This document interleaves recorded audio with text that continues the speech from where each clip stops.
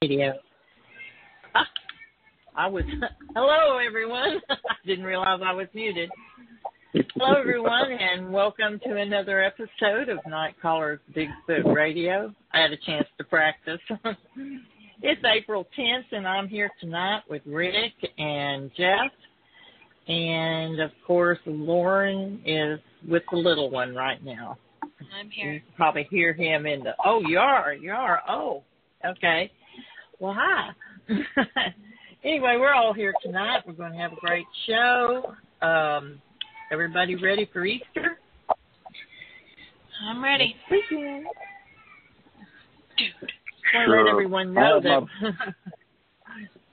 Go ahead. I'm sorry. I was just going to say I got my bunny costume ready to go. I bet that's something to see. We want a picture. That's an image you're not going to be able to burn out of your mind, isn't it? We want a picture, and we want it up on the Night Caller's Facebook page. Nothing like a 300-pound rabbit with a goatee, huh? Oh, man.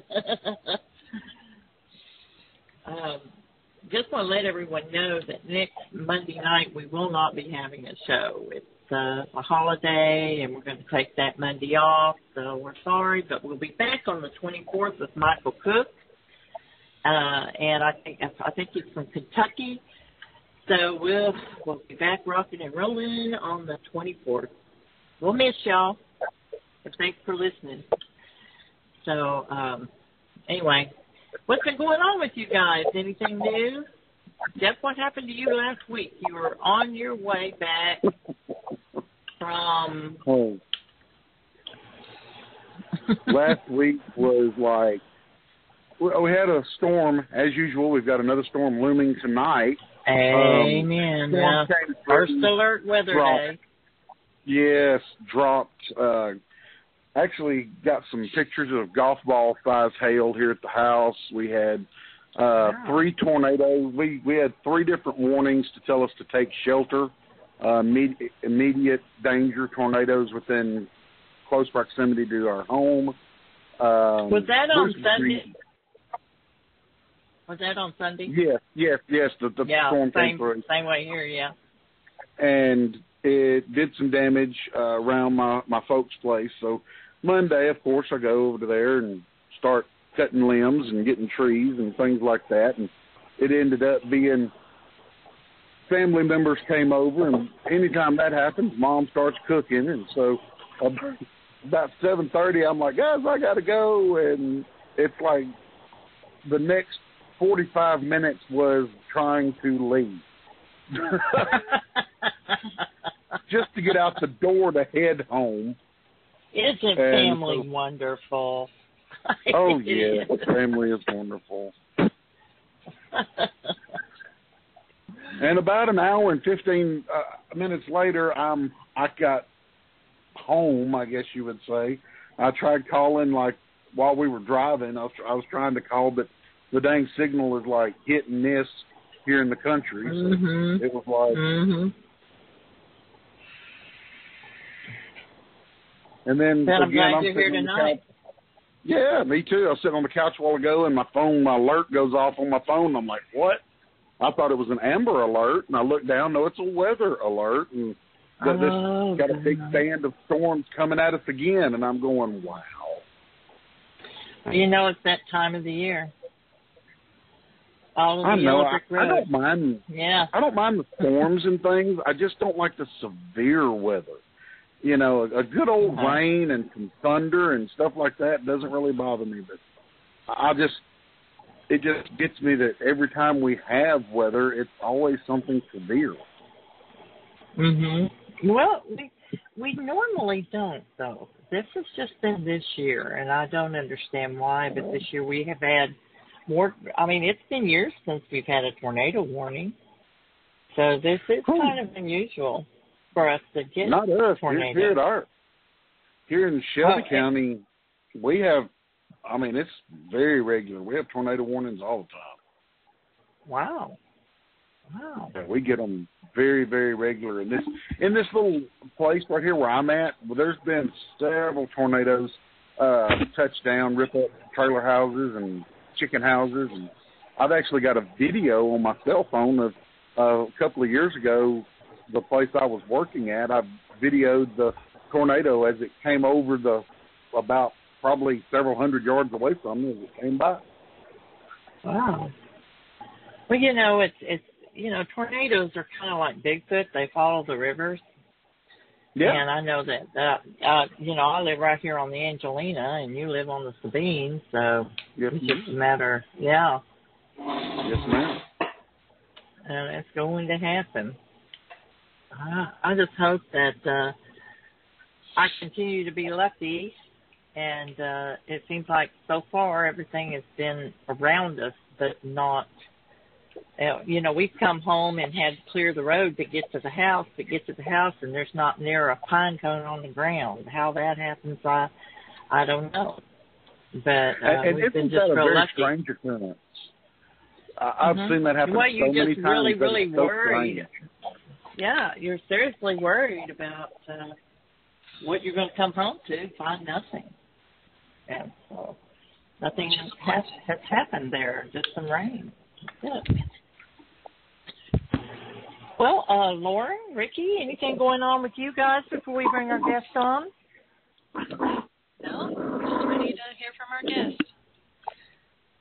Well, I'm hearing somebody, it sounds like they're pushing around a jar lid or something. I don't know what that noise is. But No, that's my dog growling. Oh, well. That's my Lolly. He sounds like a jar lid. She growls at my hand. If I'm petting her and I quit petting her, she starts growling at my hand so that I start petting her again. You have to put her on mute. I just have to not quit petting her. Well, you guys ready to go? I'm ready. I am pumped to get this guy on so we can start talking to him. I'm really excited about it. Lauren, are you going to read that bio for us? Nope. Thought I'd save it. Oh. Yes. Oh, shush. Got this. Hold on. Okay. Sorry. Trying to finish up. Okay. Join Night Colors Bigfoot Radio as we hear from Ryan Redding from New York. He resides I think in it's reading. I think it's reading. Woman. I'm sorry. Seriously? I'm going to let you read it from now on. Okay? Okay. Okay. Mr. Reading resides in a smaller community on Lake Erie. Oh, go ahead. What's that one? In Chautauqua County. Or it might be Chautauqua. Oh, no. We'll ask him when he comes on. Okay. Okay, in New York. He attended college at Jamestown Community College for Business and SUNY College for Economics. He currently has 3 children and owns 2 German Shepherds. Hunting and fishing are what he grew up doing, and he considers himself an outdoorsman. He started researching the cryptid subject, specifically Bigfoot, after having a sighting in 2013. Since then, he has encountered the Bigfoot species on several occasions and has had a total of 5 visual sightings. Like many after his sightings, he wanted answers, but there was really no one to turn to. Hence, he started his research. He usually goes into the field 3 to 4 times per week. He created a journal of dates and times relating to his research and hoped to gain a better understanding of how and why the Sasquatch move in certain areas. He has used many tactics in the field. He has recently spoke with the Forestry Department and filed for certain permits to gain special privileges on state properties to continue his research. Currently, he has collaborated with the New York University to test field specimens in hopes to gain DNA of this elusive creature. In 2015, he shared their evidence in a documentary called I've Seen Bigfoot. In conclusion, they do share some of their thoughts and work via YouTube and Twitter at Western New York Bigfoot, and on Facebook at Bridging the Gap Between Sasquatch and Woo. He feels that changing the way people look at this subject should be one of our goals as researchers. The best way to do that is certain social media platforms. In the upcoming years, they hope to collaborate with many researchers on different levels to share their thoughts and findings in hope of putting this puzzle together. He encourages anyone in New York who has had a sighting to contact the Western New York Bigfoot Association via the Internet. Join us as we hear from Ryan reading. Thank you. Thank you for reading that intro. And if anybody has a question for our guest tonight, please call in. The number is 347-989-0313. That's 347-989-0313. And now we're bringing on our guest, Ryan Reading of New York. How are you doing tonight, Ryan? Hello. How are you? We're doing just fine. Is it Ryan Reading? It is. And how do you pronounce Chautauqua? Is that right? Chautauqua County? Well, that's close. It's Chautauqua County, but that's actually like a Indian. It's Iroquois. It actually has a meaning. The meaning for it is a bag tied in the middle, whatever that means. But it is Chautauqua. Wow. Chautauqua. Okay. It did sound Indian to me. I thought it did. Well, and I apologize if we didn't say it correctly. So, how are you doing tonight? And thank you for coming on. Good. I appreciate it. Thank you. Okay. I see that you started the subject of Bigfoot in 2013 when you had a sighting. Prior to this sighting, did you have any knowledge about Bigfoot or believe or anything like that? I was never a believer in the subject. I never really paid too much attention to it at all until 2013. I used to go out a lot, do a lot of metal detecting, go to the old home sites, find the old cellar holes, and kind of get on the map and get out in the woods. That's what I did. And in 2013, that's exactly what I was doing when I had my first sighting. Well, can you tell us about it? So, basically what I did is I'd go online, I'd pull up some of the 1800 maps, find a location where I wanted to go. I actually found a place probably 25 minutes from where I live. Headed out there for the day, actually took my dog with me. There's like a parking area kind of nearby where this old house was. So I parked the vehicle, I went out in the woods. There's a old well in the vicinity. It's kind of a bigger old home structure. So I kind of detected by the well for maybe a good hour and a half, finding stuff along the way, whatever it was.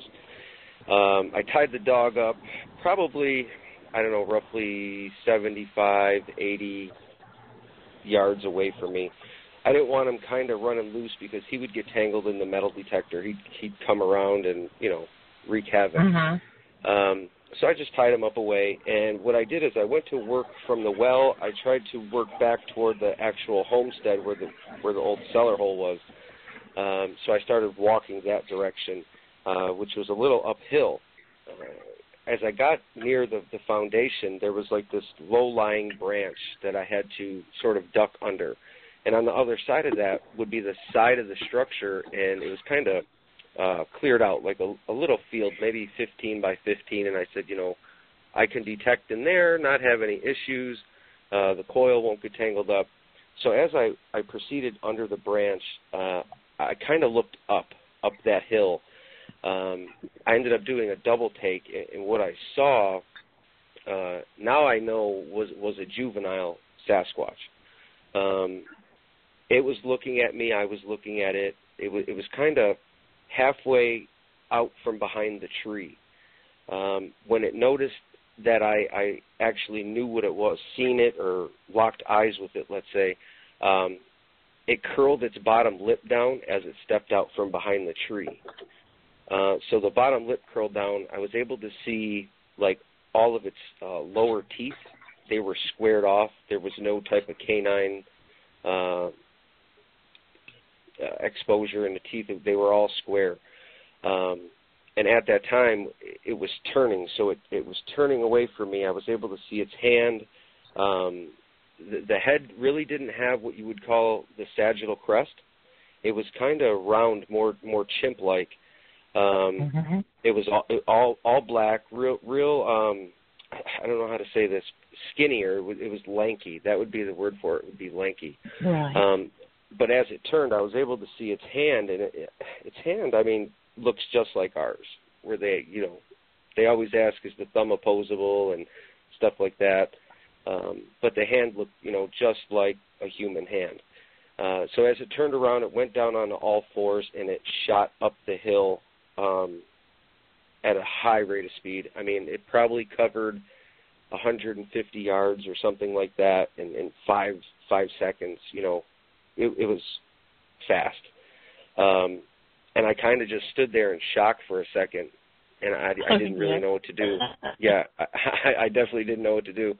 And my first reaction was to say hello. I said hello, really loud. And at that time, it kind of kicked into my brain, run, just leave. So I ran back. I grabbed my dog, got in the vehicle, went to the house, got home. I just laid on the couch for a little while. I didn't really tell anyone about this situation because it's kind of hard. You don't know who to turn to. You don't know how to get it out. So finally, when I did tell a few of my family members, you kind of get the reaction that, you're crazy and stuff like that. You saw a bear, you saw a bear. Yeah.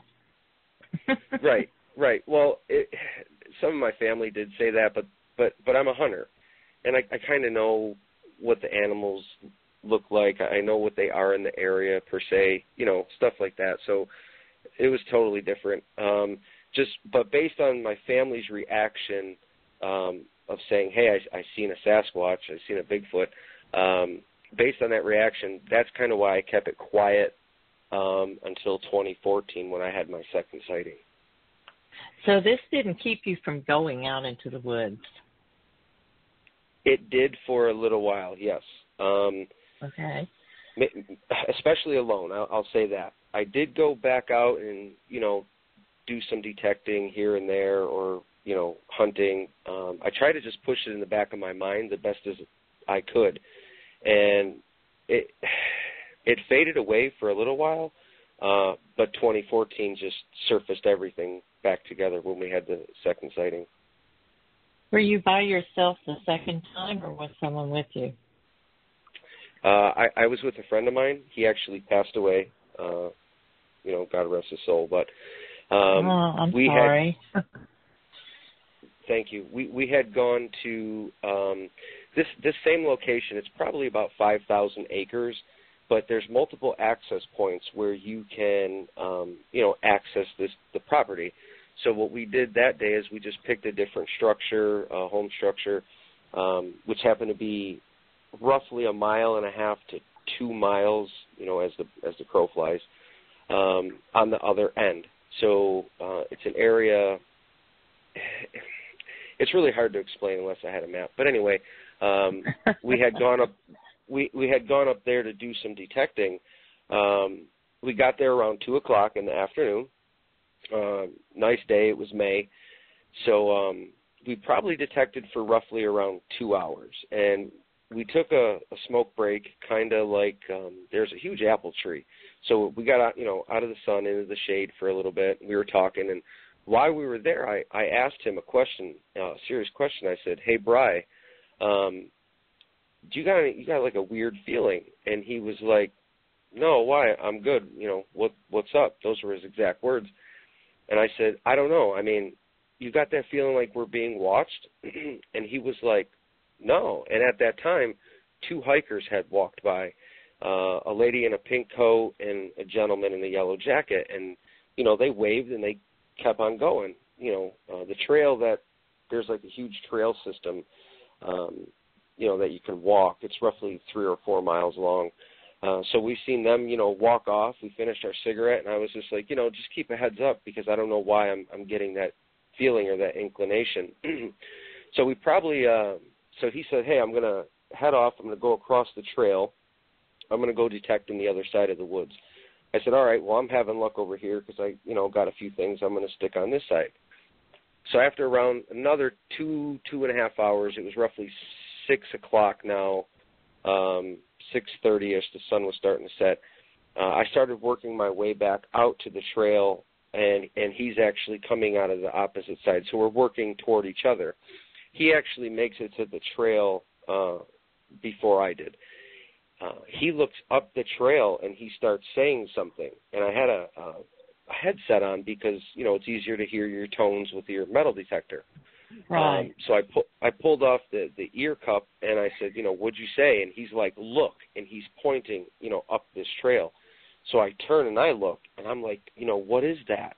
Now the trail, it's not like, it's wide. It's like a wide open swath where you can ride snowmobiles. So it's clear. There's no obstructions in our view. So at this time, he walks up to me, and we're standing shoulder to shoulder. And as we do that, we're looking at this thing maybe 150 yards from us. And I can't really make out what it is because it's in a crouched position, kind of like a linebacker position. And all of a sudden, it stands up. And when it stood up, I thought it was never going to end. It seemed like it was getting taller and taller. And at that point, we were just both like, whoa, we were in shock. Like, he kept saying, what is that? What is that? I'm cupping my hands over my eyes to, try to get a better glimpse of, what this is. And I can see the detail. It's massive. It's gigantic. It's probably 3.5 foot wide. You could see the arm ripples. You could see how big the legs were. It was jet black. It kind of had like a V-taper shape to it. Huge chest. I was able to see it had like a cone-shaped head to it, but it wasn't, like a full peak.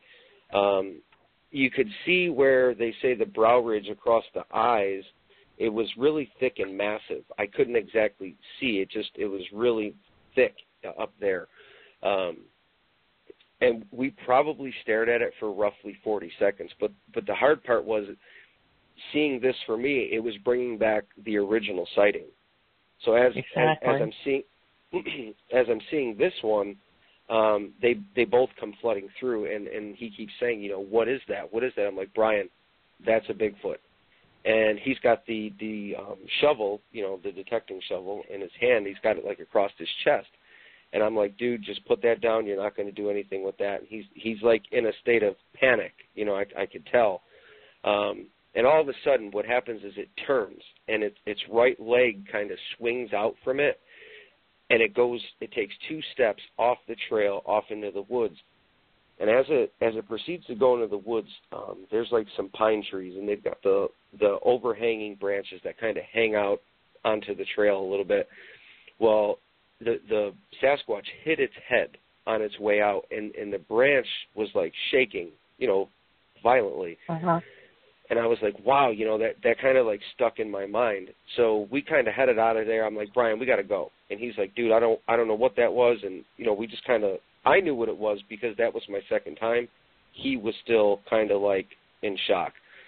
So we headed back. We got to the vehicle, kind of wrapped it up. And on the way home, we talked about it. And I was like, dude, we got to go back there. And, like, we need to find out if there's footprints there. We need to find out a lot of things. And I was like, it hit its head on that branch. I was like, I can measure it, all of that. So we tried to go back the next day, but it actually had snowed. So one day it was 60, and then the next day there was snow up there because it is kind of in the hills. So it was roughly maybe 3 days later we got back up there. We were looking around. You could sort of see the impressions in the it's not mud. It's like mud and ryegrass, I would say, together. It's the thick yellow cattail grass.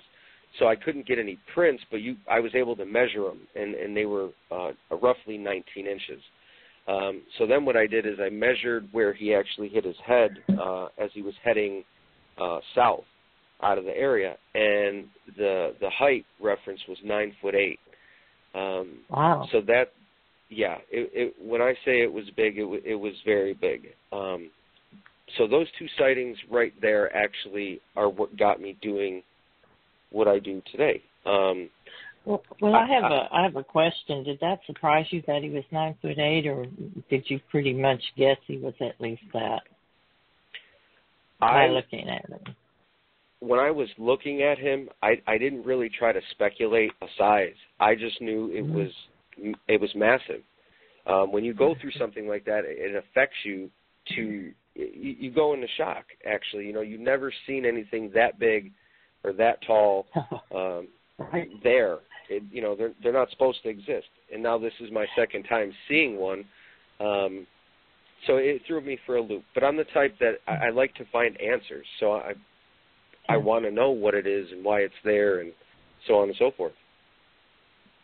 Well, you know, this is interesting because I had the same, I did not believe they existed until I saw one. And it put me in shock because, and like you said, they're not supposed to be here. I remember I kept saying that. They're not supposed to be here. And then I knew I saw what I saw. So I was like you. I had to find out what they were. So where did you go from here? Well, from there, we kind of just... did your friend continue to work with you on this, or did he say, no, I don't want none of this? What happened? We talked about it. A few of my friends, you know, I talked with them and I said, you know, look, we both had this sighting, and then I actually told them about, you know, my first sighting and stuff like that. And a few of my buddies were like, you know, hey, you know, I'll try it. I'm game. You know, some of them really didn't believe. Some of them seen TV shows before, whatever. And I said, you know, let's just try to look at it logical. So we started going out. You know, our main two areas to this day are still those two areas where I had the first sightings, you know, and with him. Mm-hmm. But we kind of just put things together. It was slow to start. You know, we were learning. We didn't know what is what, and it took time to put things together.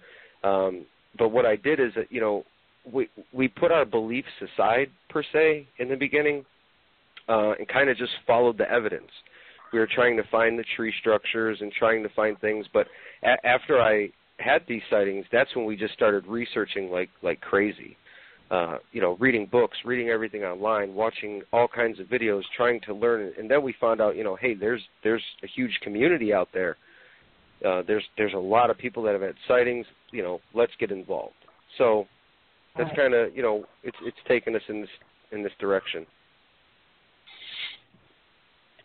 Okay, and you've had at least 3 other sightings. Can you tell us about those? I know that everyone's going to go, well, what else are you going to talk about after that? Well, let me tell you what. Ryan has a very interesting theory. So we're going to get to that. So what else would you like to share with us before you get to that? You've sure. Had some I've had a few happen to you. I definitely have.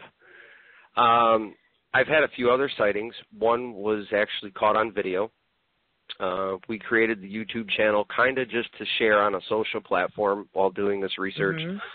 Mm-hmm. Like, that's the best way to reach people. You know, the best way to convert a skeptic, a non-believer, is to get them to start seeing it. A lot of people say, well, if you're researching, why are you sharing it? You know, real researchers don't do that. Well, in this day and age, you know, it seems that's the only way to get it out to people. But there was a main area actually near where I had the first sighting, and what I started paying attention to were the structures that they were building. And I was always wondering why at certain times these structures were being added to. And a lot of people will go in the woods and they'll take video of all these structures and they'll just keep on walking, or they'll try to follow them to the next one, to the next one. Well, we did that too. But some of the bigger ones that I noticed they were building at certain times of the year were being added to. And I'm like, you know what? Something kind of clicked. You know, being a hunter, I'm like, you know, I tried to apply that, and I'm like, well, they're coming here at this time, so I need to be in this location at this time. So what I started doing was habituating. I started trying to, bring them in, do certain things, try different techniques, and it kind of worked. So I started getting some photos, and I started, having amazing encounters and catching audio. It's overwhelming to start doing that, but it also helps prove your case, because in the beginning I had a lot of people that were non-believers, but a lot of people start to see stuff and they're, then they start to ask questions, and then they're interested. But near this main structure, I went out one day. I went alone, which I never do. Just something told me to go out. It was July 3rd, actually, 2016. And I got to the structure, and I'm actually videotaping what I'm talking about, and I have to take my backpack off. So I proceeded to set my camera down against a tree, the one I was recording with, and, took my backpack off. I had to get a game camera out of my backpack. So I'm telling the camera, what I'm doing, and that I'm going to walk, 10 or 15 feet back toward the structure and put up this game camera. As I do so, I get to the tree, and I'm trying to position the game camera on the tree, basically to see what direction I want to point it in. As I'm doing that, I look off to my right, maybe about 60 yards, and there happens to be one standing there. I believe it was a female, jet black, more gentle sloping forehead.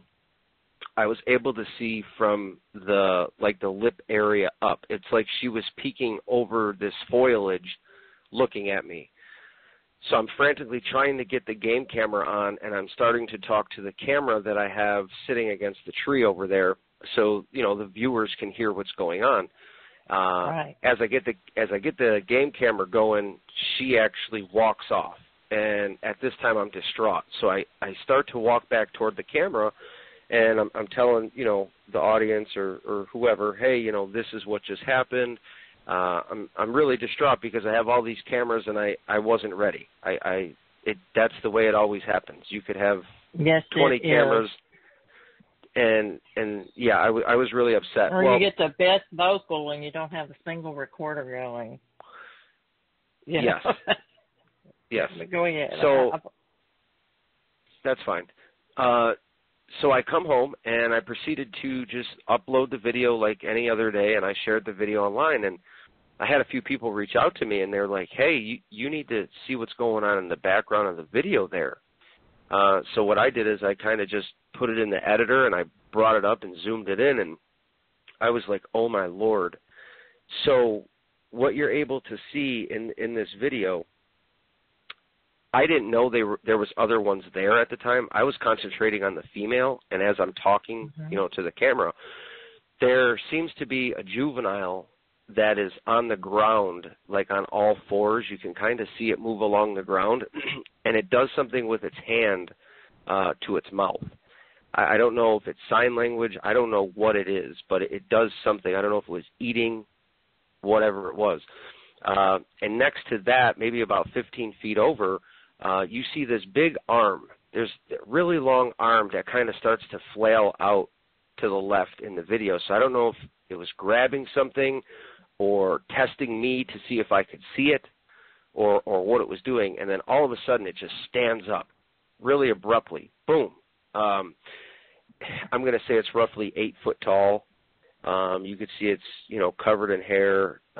In the area that I'm at, I thought they were always all black, because those are the colors that I had seen until this. This one was more of a cinnamon color, like a reddish. And what it does is it stands there, and it's actually watching me for roughly 20 seconds. It watches me do what I'm doing, and as I start to make my way back to that camera to pick it up off of the tree, he turns around. I say he, I'm guessing, but I didn't see breasts. It turns around. You're able to see it in the video. It turns around and it shoots off and walks away. And as it does it, the sun that is penetrating through the foliage kind of shimmers the back. It almost makes the back hair look white. but it's Wow. interesting. You know, I've had a few people look at it and break it down, and I mean, I know what it is, and you know, a lot of other people do too. So yeah, is this video posted anywhere where our listeners can go see it, or is it in your private collection? Oh, it is. Okay. It is. I did share the breakdown. It's right on my YouTube channel. It's back from July of 2016. So it's way down the page, maybe 80 or something videos way down there. But I think the name of it is Sasquatch Footage by Ryan Reading. Okay. They can take a look at that. And what is the name of your YouTube channel? Western New York Bigfoot, is that it? Or? Yes, ma'am. Okay. Okay. And kind of from there, the oddities started happening. I say oddities. A lot of people call it the woo or the paranormal. And in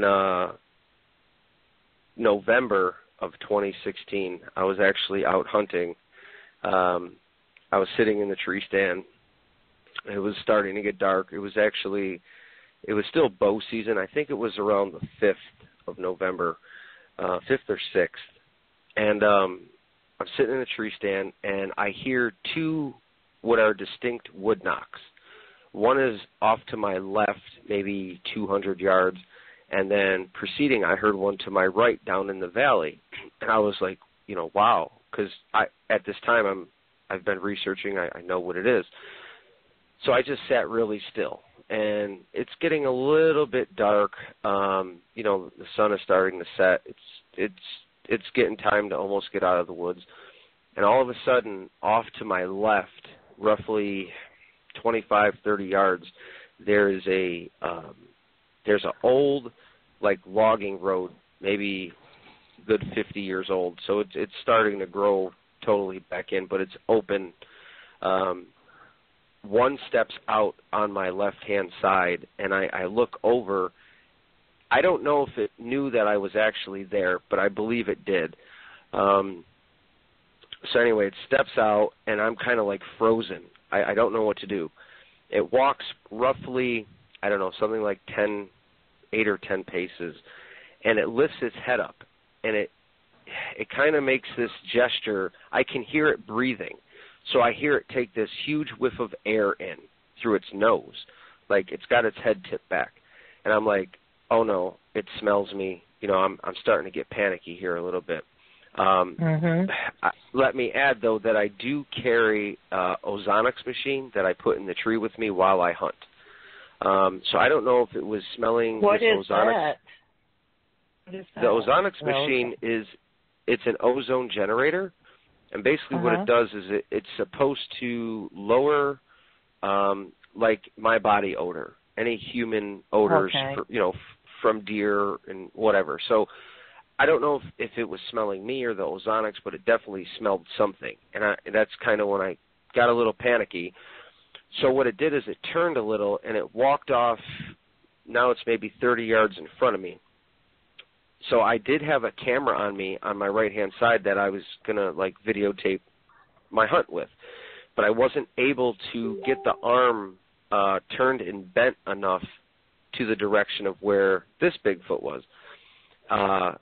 So I just kind of left it alone. I didn't know, what to do. I was in a little bit of a panic state. I was trying to stay calm. What it proceeded to do was there were some really big logs that were stacked on top of each other. It reached down behind it, and it was kind of, you could see it moving the whole log and everything. It grabbed something. I don't know what it had in its hand. I'm not going to speculate. I have no idea.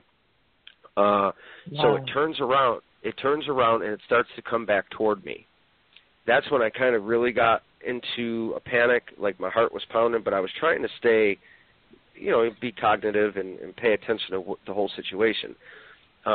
It gets back to almost its original position, but a little farther to my left, maybe 35 yards now, and there's like a really big oak tree. I mean, one of those oak trees that it would take 3 people to wrap their arms around.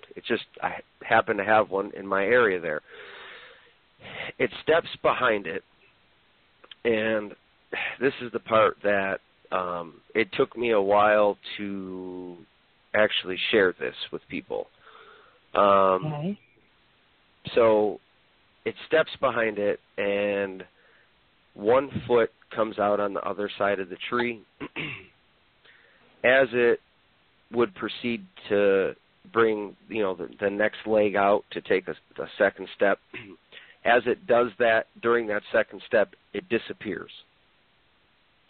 I mean, it totally disappears, and there's what I try to say, it's a flash of a blue light, and I compare it to back in the day, the old TVs, that when you would turn the power off on the TV, you'd get the blue line across the TV. That is what I saw. Right then, I didn't know what to do. I was in, I had severe anxiety right then. So that's kind of what's led me in this direction, because I had experienced something. But, you have to stay grounded. Oddly enough, this is not the first time I've heard that, if you can believe that. I have someone that I know very well, who I've known her for a long time, and she had the same experience. That she saw something actually appear from a blue light. So, and it was a Sasquatch, so it was just like the, of course, no one else believed her, and I didn't want to believe her either, and I felt like it was like everybody just did not know how to take it at all. But she and another person swear they saw it. So, go ahead, Rick. So, you mean a flash like a lightning bolt flash? Like that? Basically like that color. That color blue, but it was vertical, up and down, not, Wow. It was just really quick. It came out. There was no crash or boom afterwards? Nothing. There wasn't a sound. There wasn't a noise. And my anxiety, I was kind of like in a hyper state at that time when that happened. So I was like, let's say, super focused, because I was keyed in on where it was going, because my main objective is, how am I going to get out of the tree stand? Where's this thing going to go? What's the whole situation? And then when it got there by that tree, and when it came, I'm thinking it's going to come out and it's going to keep going, up that other direction where it came from. And when it got to that tree, it was just one step. The second step was coming out, and bam, it was like I didn't hear anything. It was just like it dematerialized. It was just that quick. Let me ask you, what was your lighting like at this particular time? Is it dark then? Well, no, it wasn't fully dark. It was, I would call it just before shooting light was going to be up. I don't remember specific time, because I didn't look at a watch or anything. Like I said, I was keyed in on what was happening. I was actually so scared that I left my camera, I left most of my gear except my bow. I took my bow with me when I got down, and I got back to the vehicle so fast. I got in, I locked the doors, and I just sat there because I didn't know what to do. Of course. And for a little while, I wouldn't do either if I saw something like that. I mean, that would just rock my world. I'll be honest with you. That would rock my world if I saw something like that, because I think that I sort of have everything figured out. But when you see something like that, and you seem to me to be a logical person, and because of the way you've explained everything that's happened up until now, it's extremely straightforward and very descriptive. And then this happens. So what'd you do? Like I said, so I didn't really tell anybody. It took a good month and some change before I decided to say anything. So the way I looked at it is, I have to be true to myself, regardless of what anybody else thinks. So by being true to myself, I'm being true to my research. So I have to be honest, and I have to say what it is. So I did a video. I came home that one day, it was in December. I did a live video stream on my YouTube channel. I was actually sitting in my bedroom. I put the laptop out on my bed, and I proceeded to tell everybody what I just told you. And during that, which what is were really the reactions? I really want to know what the reactions were, because I'm going to say about 50-50. About 50% of the people totally believed you, and the other 50 probably didn't. Am I right? Actually, it was a little bit more that believed me. I actually had an outpouring of people in this paranormal community that follow this situation, that came to me and, you know, started talking and asking questions and all kinds of stuff. But the weird thing that happens, see, that there's so many theories and hypotheses that people follow in this field. I used to be the old school guy. Let me say that. You know, I used to do, in the beginning, I was knocking on trees and hooping and hollering and doing everything everybody else used to do until this, you know, changed me. But so I'm doing this video, and during the video, right at the end almost, like the last 5 or 10 minutes, I'm talking with people, telling them what happened, and something in my house gets thrown. So off to the left corner, it sounds like a rock is thrown in my house. And I'm frantic for a second. You can see me in the video, I stop talking and I look over, and one of my family members comes to the bedroom door, and I'm like, you know, hey, did you throw something at me? And she was like, no, why would I do that? She had her arms full with clothes. And I was like, well, because something just happened. And everybody in the video was like, you know, oh my God, you had something thrown at you. It's the Bigfoot, it's the Sasquatch. And I try to draw a line there, you know, but I can't deny what happened, because it happened and it's right on video. So I have to stay grounded. So being a researcher, I have to look at every aspect. The minute I close an aspect off, that means essentially I'm saying, hey, I have a theory and I've solved this, because I haven't. So I have to look at what everybody's doing, what the paranormal world is doing, you know, what the quantum world is doing, what the flesh and blood world is doing. I have to pay attention to it all, and I try to put it together. And I'm the type of guy that I want one answer for everything that this species does. So to talk about some of my theories and stuff, ideas or hypotheses that I've come up with, I like one answer. So a lot of people say, well, this thing can cloak, and this thing, you know, can mind speak, and, you know, I know it can disappear because I've seen it myself. So I started thinking, so that's where I started reading into quantum physics and, you know, ley lines and so many different things. But the hypothesis that I'm trying to follow is, how can I answer these questions? So how can I answer, well, it cloaks and it mind speaks in one answer. And what I believe that can answer this is frequencies, you know, or magnetic frequencies. There's some way that it must be able to manipulate either magnetic fields or what are called Higgs fields. Like the Higgs field is thought to exist everywhere. It's not magnetism. It's just kind of energy. So yeah, it's an energy field. Right. There's so many different types of energy. I even started looking into what's called 0-point energy. It's like the lowest form of energy.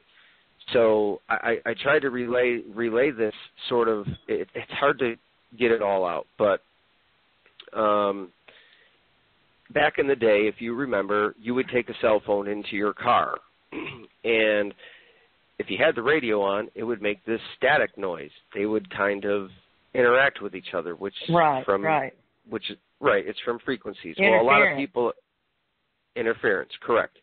So a lot of people are saying, well, it has infrasound and it beams this infrasound at you, and stuff I've like always that. believed that. I've felt that before. It's more like an energy, because if you're ever really, really close to them, sometimes there's a lot of energy coming from them, and I always thought that it was infrasound or even my own anxiety, but it got to the point where I would have to back up. I couldn't let them get that close to me because I felt almost like an energy field coming off of them, but I didn't know whether it was anxiety or infrasound or. I believe you're on the right track. That's okay. The infrasound. I can't see that it's beaming a sonic wave at you. Basically, what it is we vibrate. Okay, we're all energy. There's energy everywhere. So I think the human body resonates at like 528 kilohertz.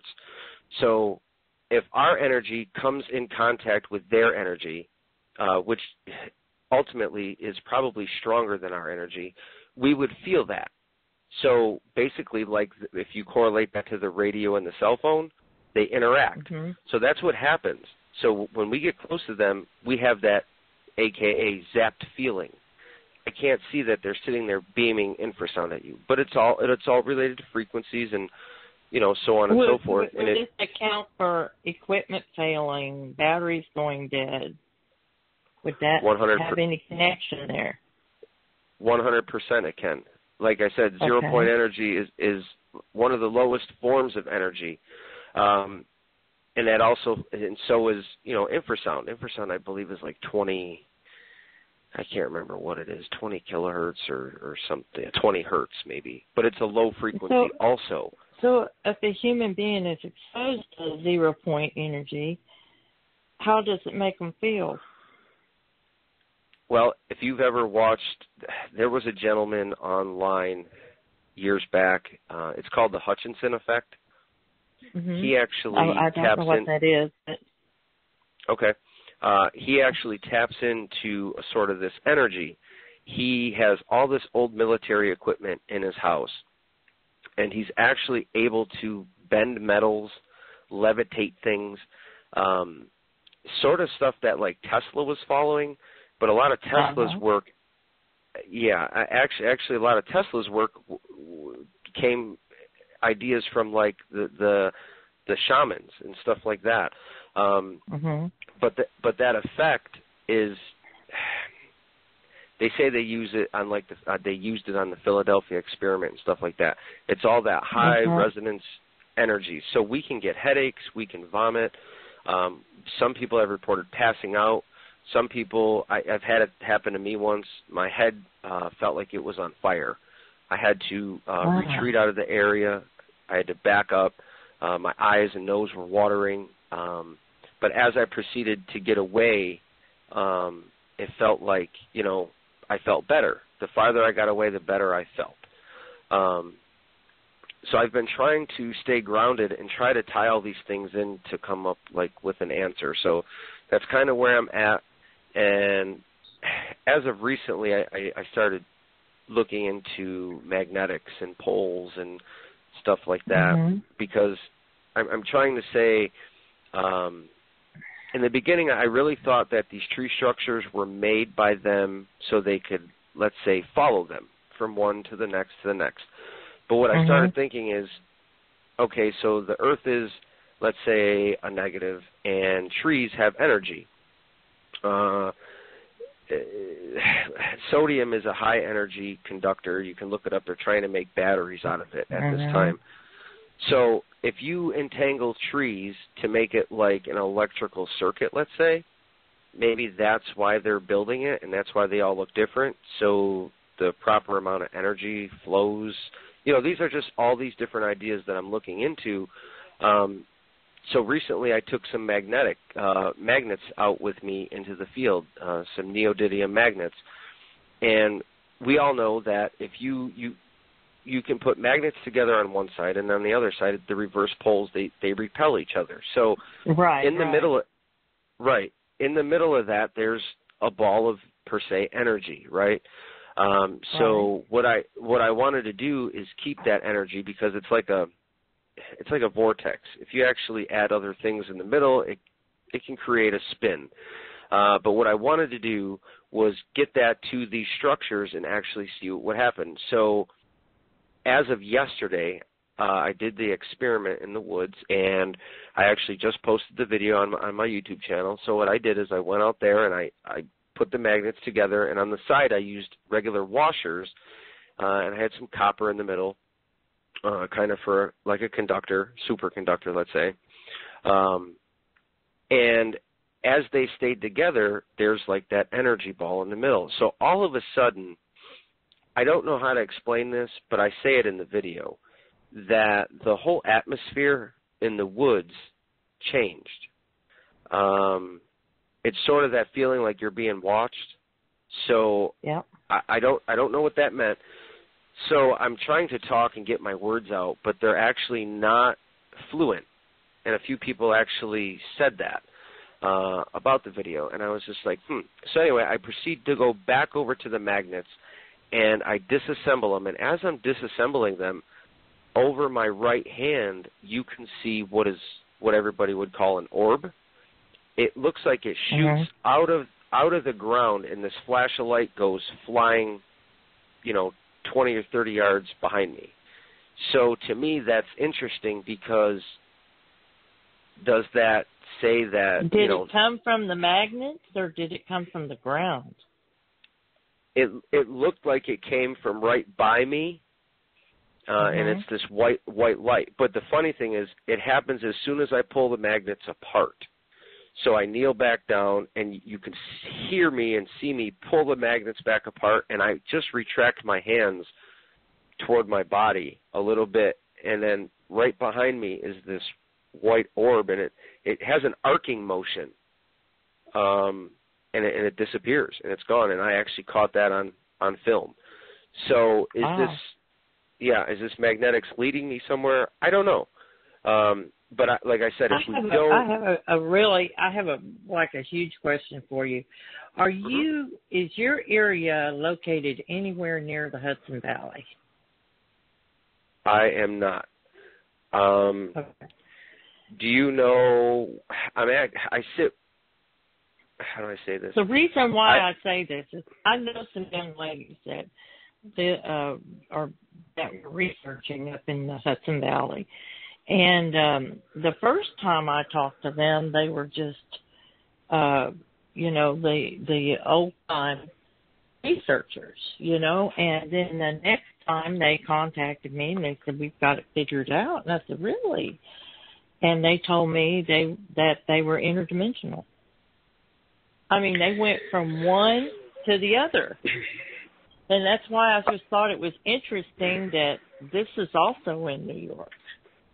And I wondered if maybe there's something going on, or maybe the two areas are close together, but they're not.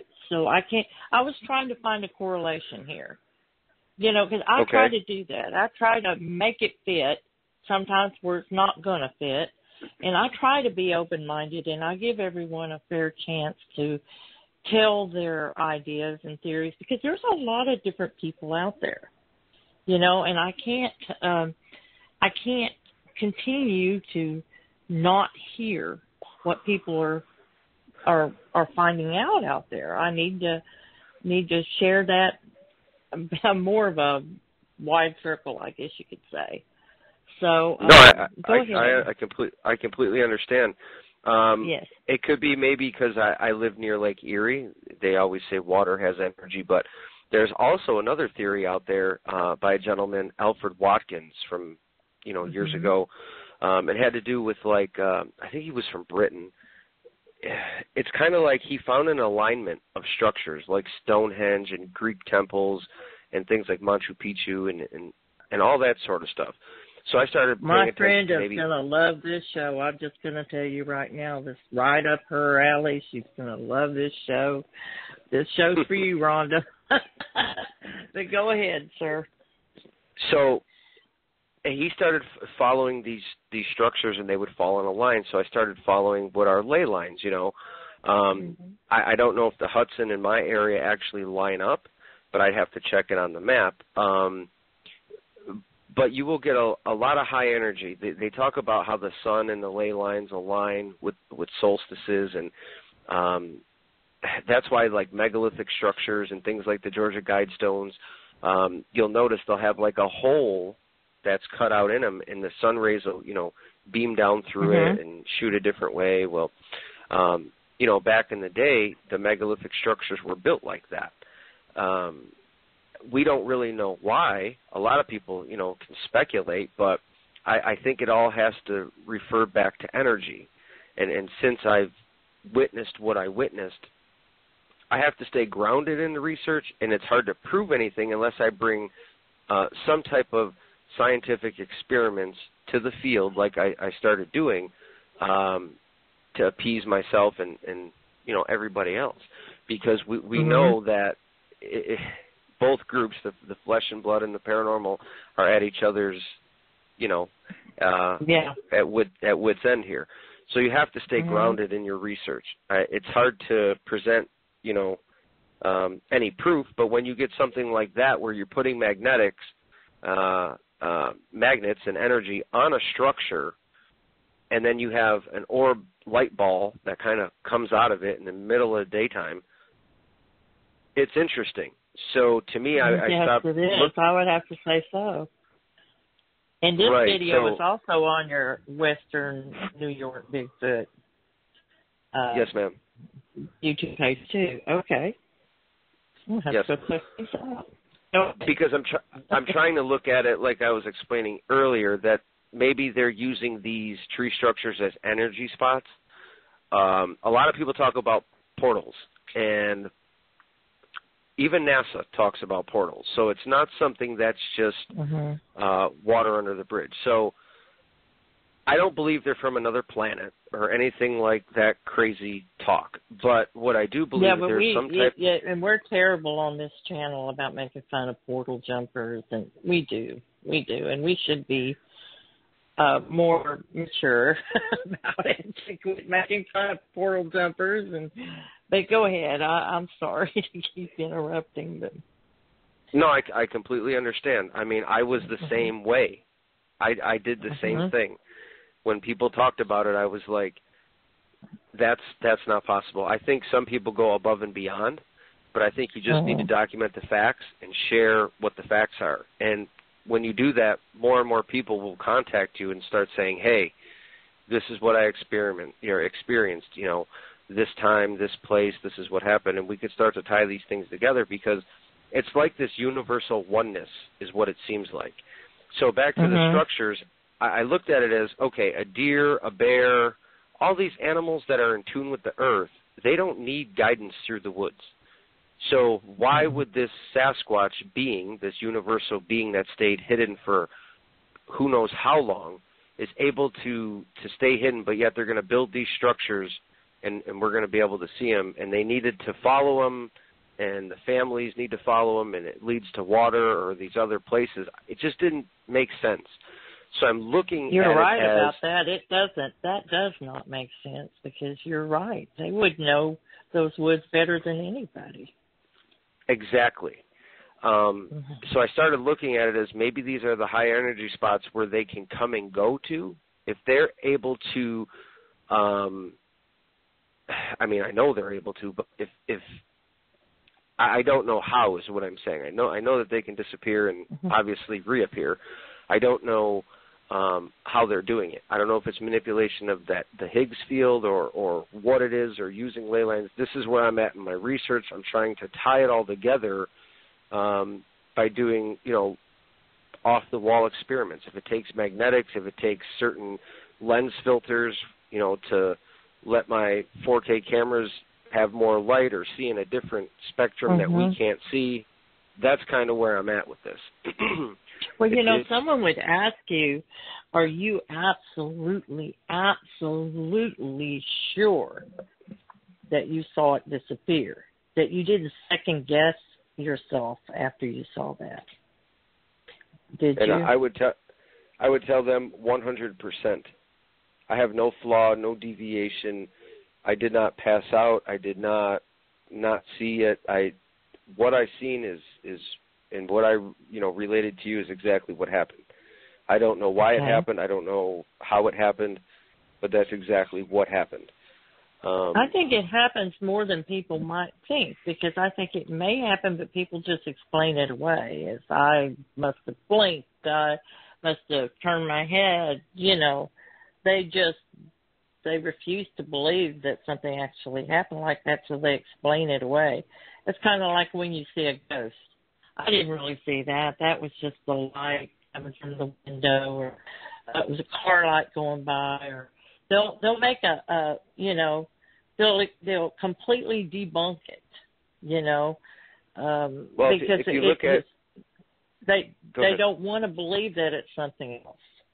They don't want to go there. They don't want to be a woo-woo. They don't want to do it, So, I admire you for speaking up about this, and I really admire the fact that you're trying to use science to figure it out, and you're obviously doing a great deal of research into different areas just to try to find ways to figure it out. So I'm quite impressed by that, and I think so are a lot of people out there, because you're obviously very well liked, and I appreciate that. I think that there are people out there very interested in what you were coming up with. So anyway, continue. I didn't want to interrupt, but I just wanted to say that. I don't really know where to go from here, but like I said, I'm going to try to continue using, different lens filters. A lot of it comes out of the research and reading that I do, and then I say, hey, how can I apply this, because I've noticed that where people talk about these high-energy vortexes that the Earth gives off, like this Sedona area and all these other areas, you get a lot of reports of paranormal things. You get a lot of reports of aliens and Bigfoot. So I don't know if they're drawn to this, but I think there's something we're not understanding. So, I mean, as long as we stay grounded and try to pay attention to this stuff, it's hard when you don't have a ton of proof. I've got but what is proof? I've got a lot of photos. I've got decent photos. I've caught things on video. I don't know what it's going to take to actually prove this, but I can continue to try to, send in any samples that we do get, for DNA testing or, whatnot. But a lot of people say... One of the theories that I heard was that they vibrate at a much higher speed. That's how they, let's see, who I was talking to someone about. I get a lot of people that just contact me and talk theories over with me, and this one fellow that I talked to said that he believes that they vibrate, that their metabolism, or not their metabolism, but their energy field vibrates at a much higher speed than ours. Right. And that sometimes they can be standing right in front of you, and you can't see them. They're there, but you can't see them. But if a photograph will pick up a blurry spot. It's been one time we were on the Sulphur River here in Texas, and we were taking pictures of a formation.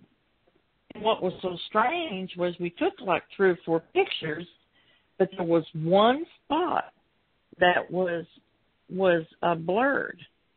And it was the same spot no matter what angle we took the picture from. We thought at first, well, it's something on the lens, but when you looked at it, it wasn't anything on the lens, because you were in a different position each time you took that picture. And it was just the weirdest thing I'd ever seen. I couldn't understand, what is that? I mean, what could have been causing that? Could it have been like a small gas coming up maybe? Or let me tell you what, we tried to figure out everything under the sun. Well, when this guy was talking about that, I immediately thought about that. But then I go, nah, because I think I would have known if there was one nearby. But, and it was daylight. I mean, it was bright, sunny afternoon, you know, so I don't know. But I a lot sure of people do hear are some amazing stories. I hear some very amazing stories. I think what it boils down to is we just need to be more open-minded and not think that we know everything. I don't know everything.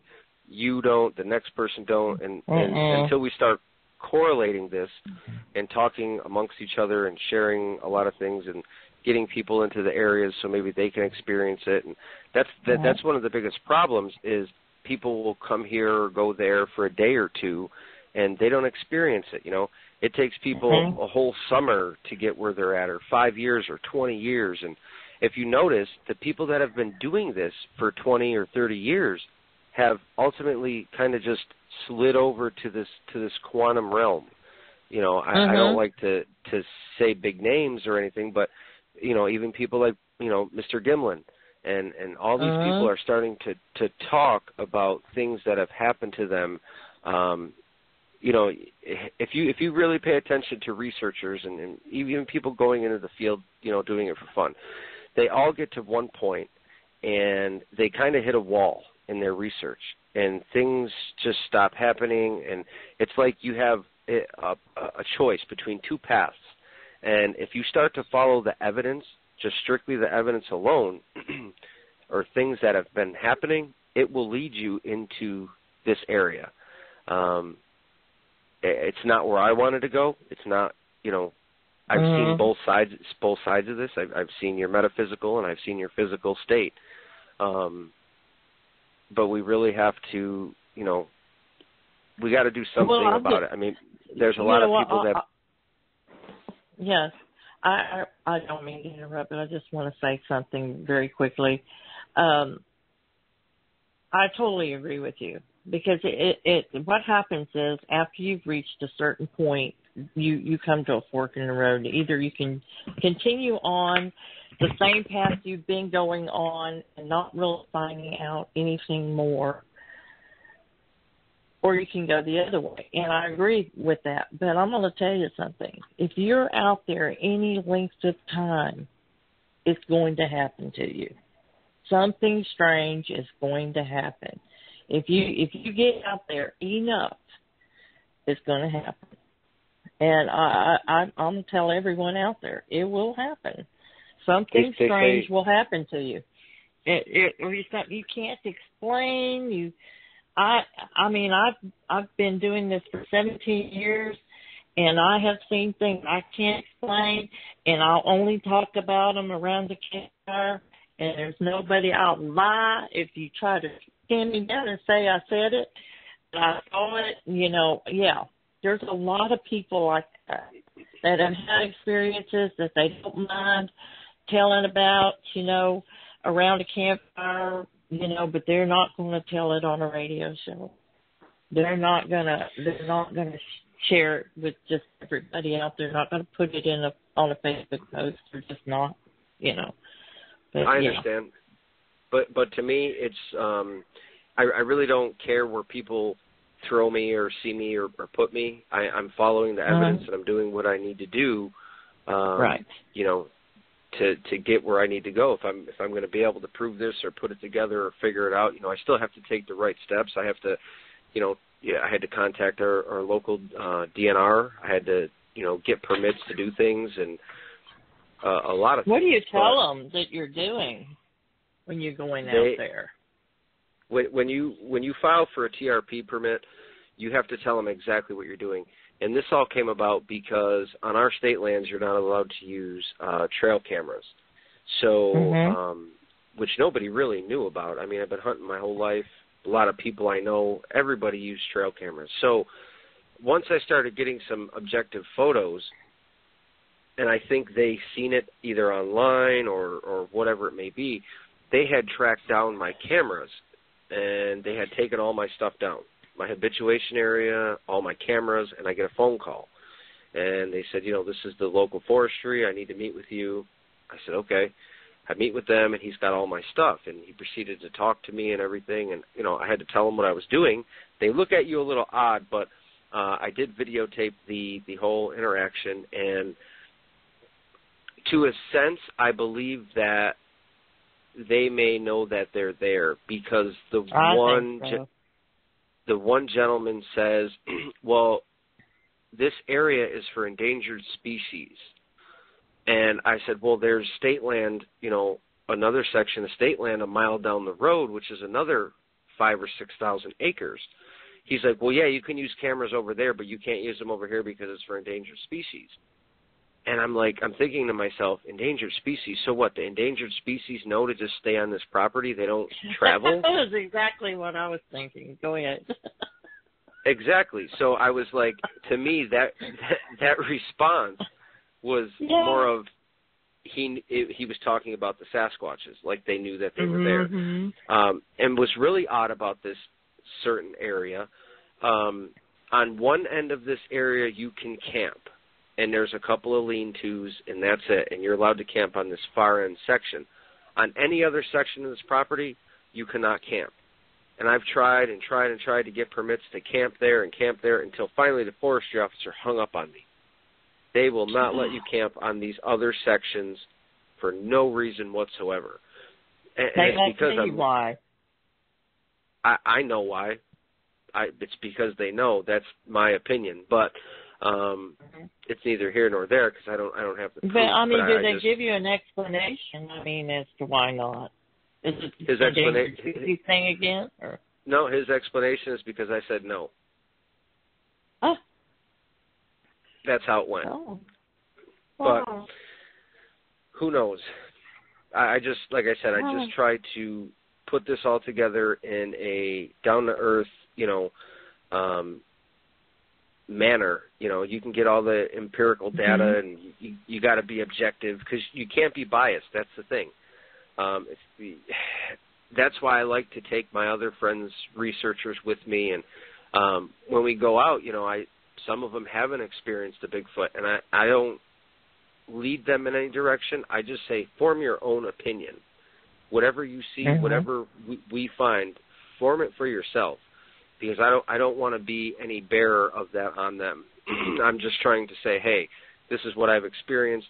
I'll take you to certain areas, and maybe we'll have something happen. And then when it does happen, explain it to me. You know, that's how I... Yeah.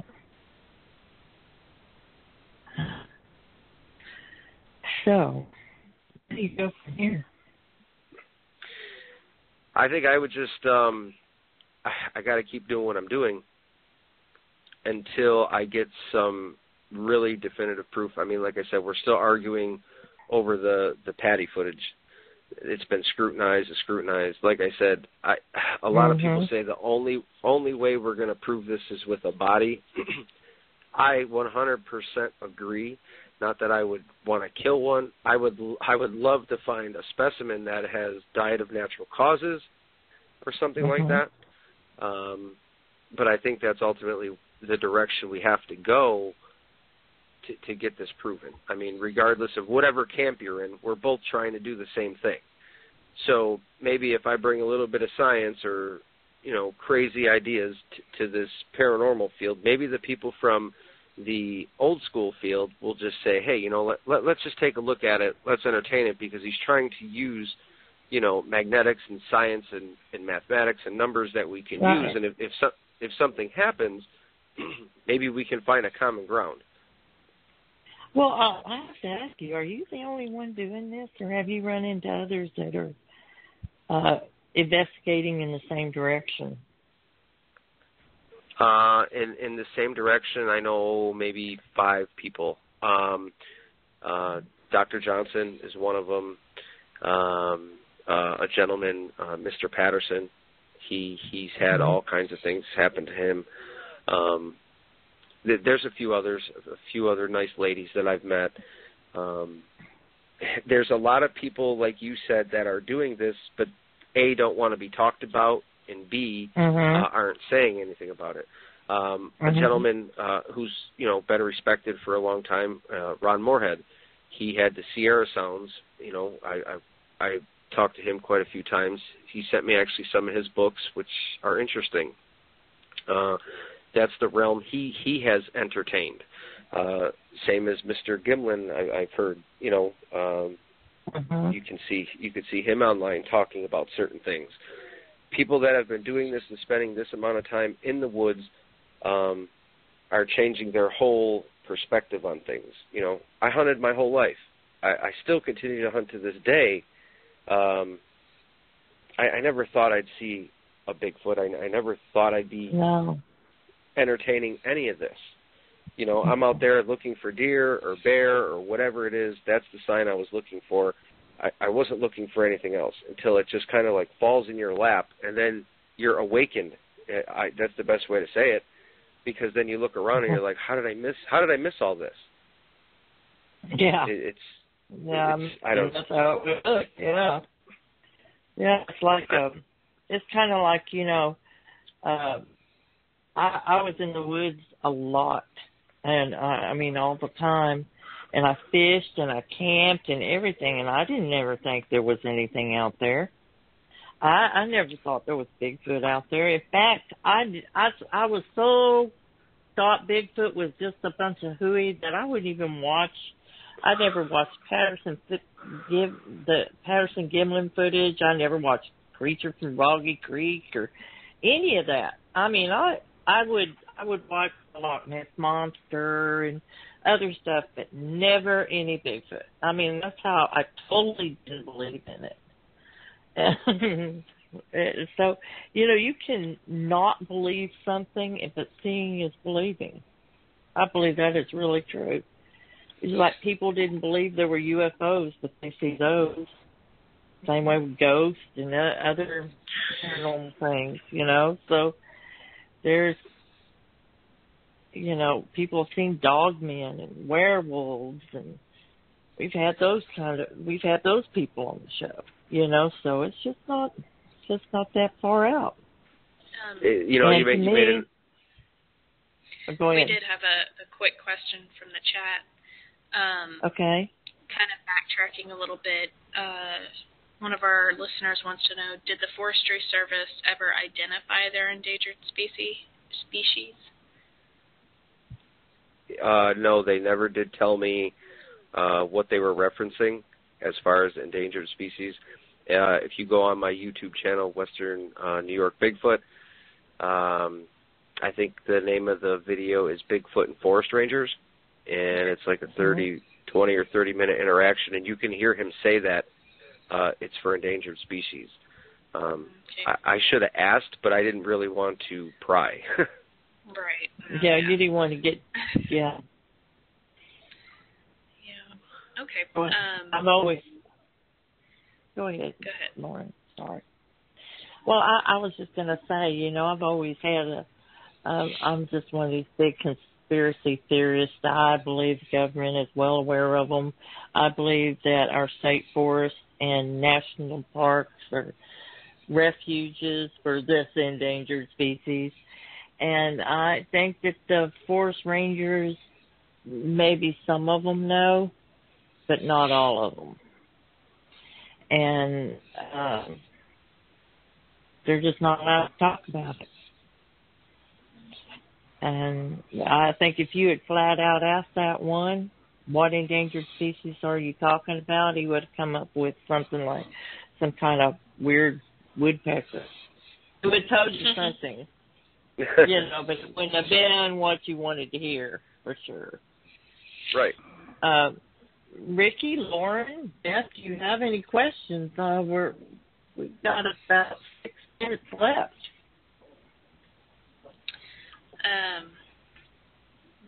No. I had one, but it totally ran away. It's kind of hard when you're looking into this sort of thing.